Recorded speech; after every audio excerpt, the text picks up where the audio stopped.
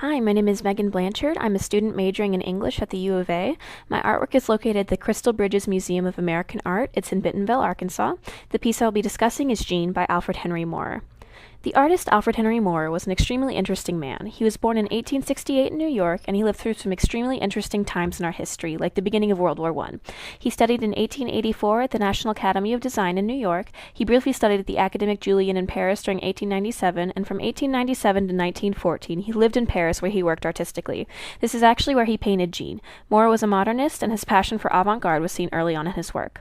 The painting Jean was created in Paris in 1904. The technique was oil on canvas, and this painting was an embodiment of a movement that Moore was a part of. It was a major shift from an idealized subject to unabashed subjects that were painted with passion and immediacy. This is seen in the bold and dark coloring of the portrait, along with her sneering facial expression. The subject is a French woman named Jean Blazy. She is actually dressed in clothing from Moore's costume trunk. The cigarette in her hand is indicative of her deviant nature, because in this time, women who smoked were typically prostitutes or other socially shunned women. Many critics agree that this painting is a prototype of the liberated woman. The composition of this work is made up of vivid colors and thick brushstrokes that portray the model. The figure in the painting is mostly composed of biomorphic shapes that, when put together, create a stunningly realistic representation.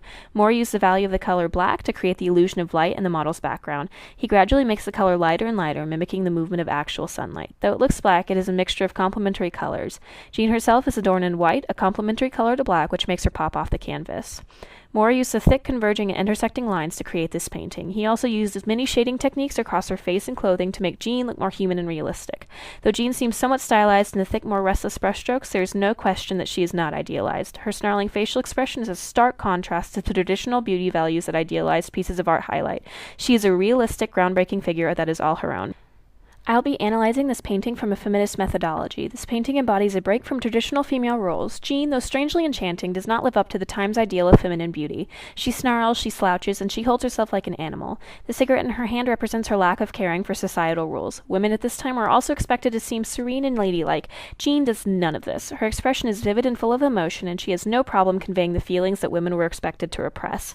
Jean also breaks the stereotype of women portrayed as mothers in art. She is by no means what people of the time would think of as a mother. Everything about her wild red hair, her angry face, her cigarette are all representations of the gender role she tries to break.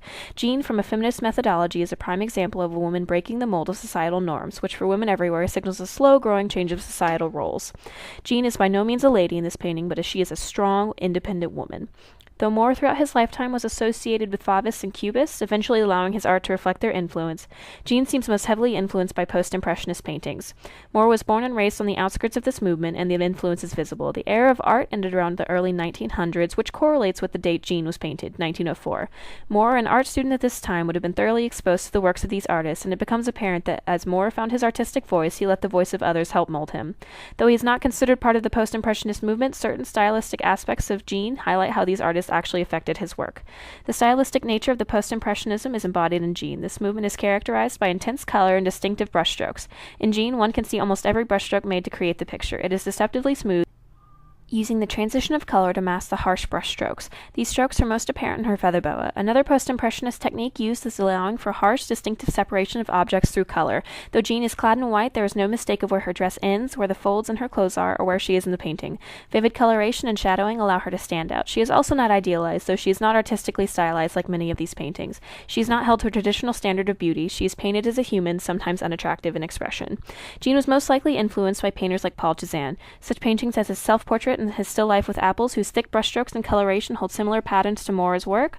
Moore also seems to be part of his modernism movement, which is a philosophical movement in art taking place at the time. The movement rejected the old idealized beliefs of society and instead focused on what humans could create rather than painting what was expected. Though Jean does not fit into the abstract category, she does fit into the breaking of societal.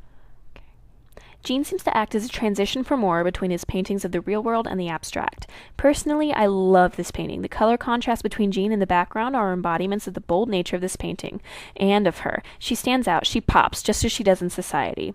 I also love the technique of this painting. When you look closely, it is a seemingly senseless mess of brushstrokes, but when you step back, you see an extremely vivid image.